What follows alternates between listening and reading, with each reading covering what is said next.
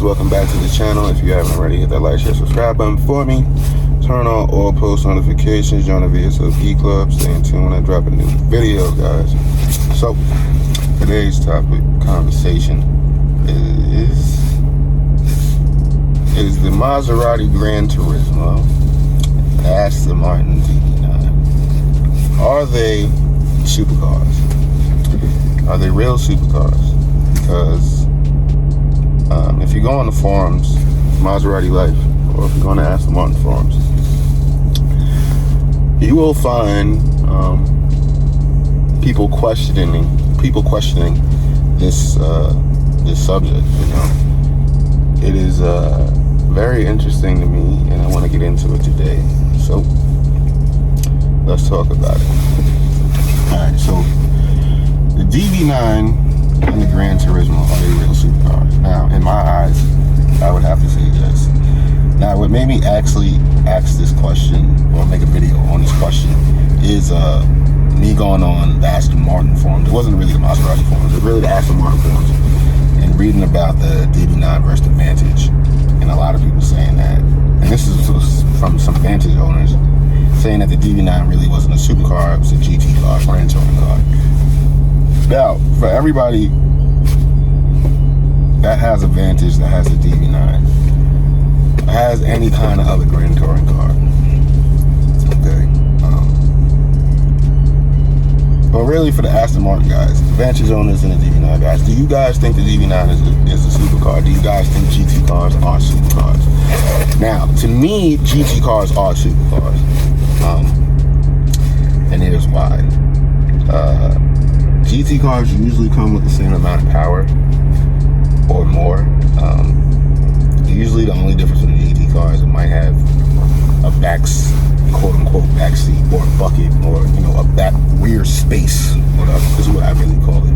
It's really a back space. You know, so in my eyes, you know, really the difference to me, you know, between the Db9 and the Vantage is it's just the back seat.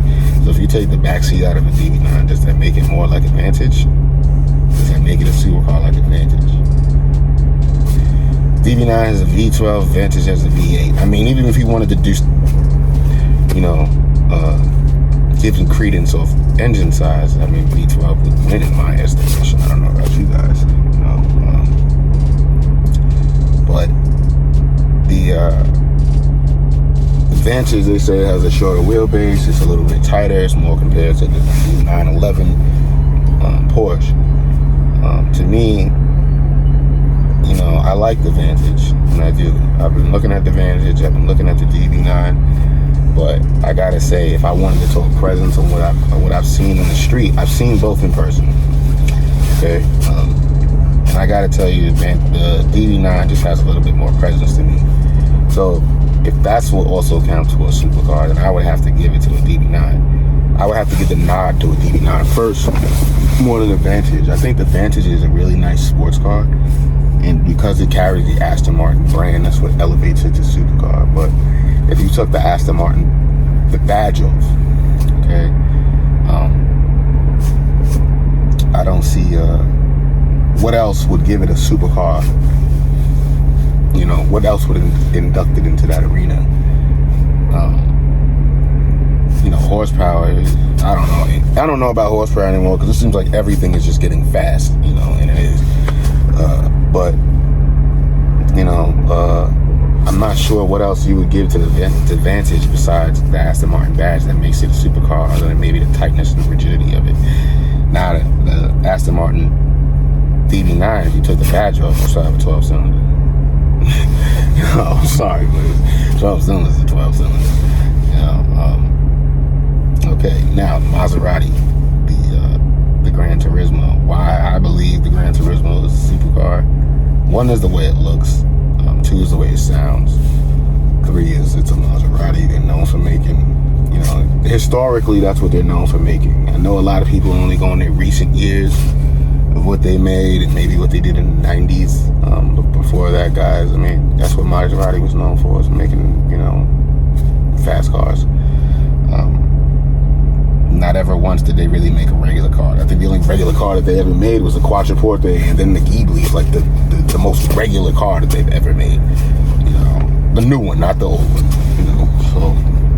But if you look at the Gran Turismo, it looks really exotic, super exotic, same as the DB9. And even the Vantage, I will say, you know, the Vantage is a supercar to me. I'm not going to knock the Vantage. I'm not knocking the Vantage. I'm just saying what really puts the DB9 not in the supercar category and the Vantage in the supercar category, because the Vantage is smaller and doesn't have a back seat, is kind of strange. You know, I don't understand that. I think the DB9 is tremendously undervalued. Those are going to go up tremendously. Exponentially, you know, but I think those are tremendously undervalued. I think Gran Turismos are tremendously undervalued. Check the last video that I did on Super GTs. You'll see that I point out that GT cars are always undervalued. You know, they're always overlooked because everybody's looking for the fastest 0 to 60 time. So if you don't mind not having 2 seconds, you know, if you're not able to go faster, you know, 0 to 60, 2 seconds faster than something else, you know, or if you just actually realize that you're not actually gonna put that power down on the street, and that whole, you know, it's really Andretti. They're selling Andretti dreams, you know, and they are, you know. But I really wanted to ask this question. I really wanted to ask it more to you guys, to more so talk about it. What do you guys think about the DB9? Do you think it's a supercar? Do you think that Gran Turismo is a supercar, a Super GT? That's what I think. That's what I call them. I call them Super GTs. Hey, you know, in my estimation, I think the DB9 is definitely a supercar. I think the Gran Turismo is definitely a supercar. I'm not sure really where these guys, you know, maybe they got it from the horsepower numbers because the cars, you know, debuted 10 years ago, or however long ago, 13 years ago, 14, whatever, you know, whatever it is now. I forgot how long ago the Gran Turismo and the DB9 came out. It was a long time ago though. You know, maybe that's why, but you guys gotta understand, like, the horsepower numbers back then, that's what relatively they were. So when you guys say a GT is slow, like, you gotta understand that the GT, the original one, came out in like, I think 07, 06, something like that. Maybe you guys correct me in the comment section if I'm wrong. But you guys gotta understand, most supercars back then, Ferraris and everything was coming around 400, 500. You know, nothing was really coming out the box 600, 700 horsepower from factory. You know, unless maybe it was a numbered special car, maybe that. You know, but you know, most standard supercars, you know, were 400 or 500, maybe 600, 5 and change. You know, before the 6, from what I've seen. You know, so I definitely think, you know, you see a Gran Turismo, you hear it. You see a DB9, you hear it. It definitely qualifies it for being a supercar. The reason how this question is even being really asked, I don't know. You know, put it in the comment section what you guys think. Do you think the DB9 is a real supercar? Gran Turismo is a real supercar? GT cars, real supercars? Are they not real supercars? Put it in the comment section what you think. I'm gonna catch you guys in the next video. I'm out.